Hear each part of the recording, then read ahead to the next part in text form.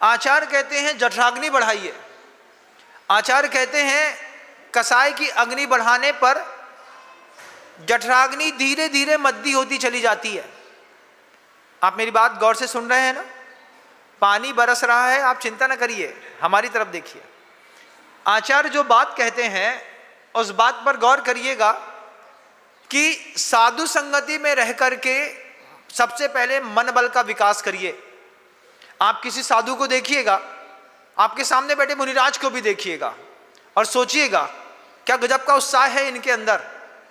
ये आसमान में लात मारने की ताकत रखते हैं, एवरेस्ट की फतह करने में इनकी ताकत है, मौका मिलेगा तो चढ़ के दिखा देंगे।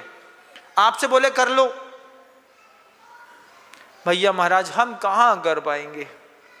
अगर ये बल का विकास नहीं किया, यही बल इस बार घटे, अगली बार और घटे हुए मिलेंगे। कैसी कैसी पर्याय मिलती हैं इस जीव को। जैन शासन जिन्होंने पढ़ा है वो इस बात को बहुत अच्छे तरीके से जानते हैं कि दोबारा ये जिनकुल मिलेगा इस बात का कोई भरोसा नहीं है। आगम ग्रंथकार ने कहा है सब मिलेगा, जिन धर्म दोबारा मिलेगा इसका कोई उम्मीद नहीं है। और मिलेगा भी तो अंतर मुहूर्त या उससे ज़्यादा समय जो निगोद की राशि में या किसी और जीवन में गुजारना है, उसकी क्या पीड़ा होगी यह भी अपने आप में विचारणीय है। छोटी उम्र में गुरु मिले तो इधर कमाल हो गया। आपकी भी उम्र में आपको गुरु मिले होंगे। सुनते हैं, मैंने पूछा कि घाटोल में कौन से साधु का सबसे ज़्यादा प्रभाव है। मुक्त कंठ से सबने कहा आर्य का विज्ञानमती जी का घाटोल के ऊपर जबरदस्त प्रभाव है। हमने सुना, सुन करके हमको इस बात की खुशी हुई कि एक आर्यिका होकर के पूरे समाज के दिमाग में एक ऐसी अद्वितीय छाप छोड़ कर रही है कि 4-5-7 लोगों से पूछा सबसे ज़्यादा किससे प्रभावित, सबके मुख से एक बात, आर्य का विज्ञानमती जी। हमने कहा गजब का प्रभाव है, और वास्तव में वो गजब का प्रभाव है उस आर्यिका का। वो अपने आप में कमाल है। बल कहाँ से बढ़ा उनसे पूछिएगा, अपना मनोबल कैसे बढ़ाया, अपना वचन बल कैसे बढ़ाया, अपनी काया का बल कैसे बढ़ाया, कैसे 300 लोगों को पास में बैठा करके 10-10, 15-15, 16-16, 32-32 उपवास करा देती हैं और बाद में अच्छा आशीर्वाद दे करके भेज भी देती हैं। लोग आ भी जाते हैं और चले भी जाते हैं। कितना अद्वितीय है ना जैन शासन।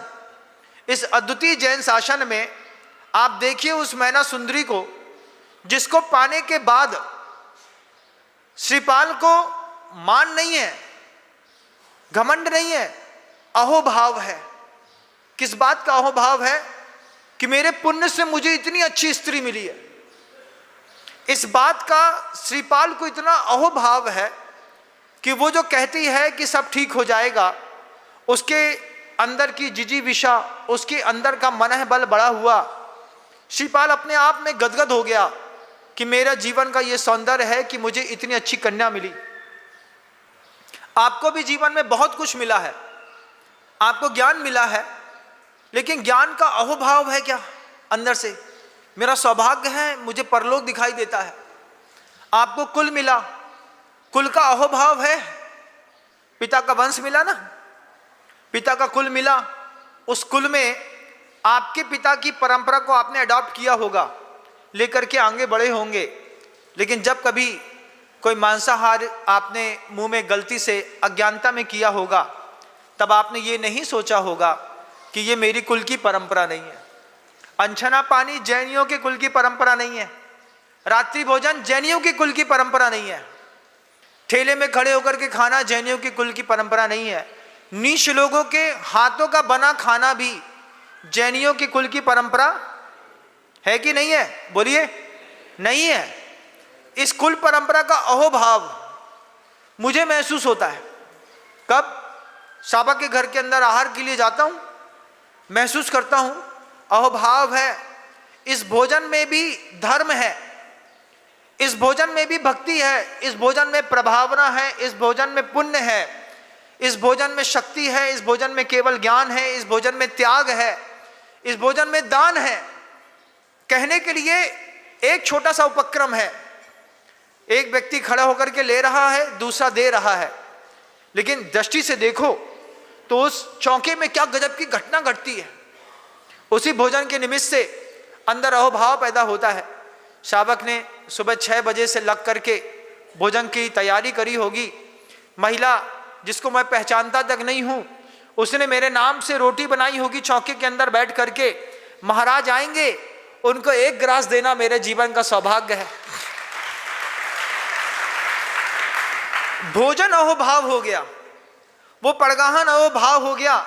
जब 5, 7, 8 चौके हों, 4 साधु हों, 10 चौका हो, तब शावक के मन के अंदर से भाव आता है, पधारो ना महाराज, सब आपके अनुकूल बना है। वहां पर उस भक्ति भी एक अहोभाव को लेकर के आती है।